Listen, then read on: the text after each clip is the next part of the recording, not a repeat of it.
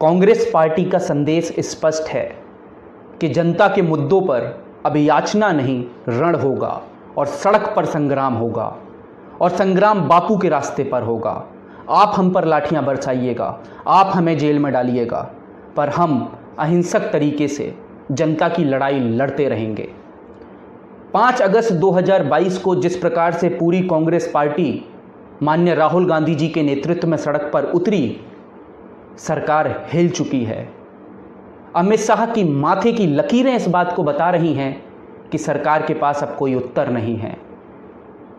इस आंदोलन पर और महंगाई और बेरोजगारी के मुद्दे पर जब अमित शाह जी से प्रश्न पूछा गया तो वो काले रंग पर टिप्पणी करते नजर आए। इससे स्पष्ट होता है कि सरकार के पास अब कहने सुनने को कुछ नहीं बचा है। अब आप अपनी स्क्रीन पर इस चार्ट को देख सकते हैं जिसमें पिछले 3 वर्षों में जो रोजमर्रा की ज़रूरतें वाली वस्तुएं हैं उसकी वृद्धि का पूरा ब्यौरा दिया गया है। पेट्रोल की कीमत 2019 में 73 रुपये प्रति लीटर थी, जो कि 2022 में बढ़कर 97 रुपये प्रति लीटर हो गई, यानी कि 33% की वृद्धि।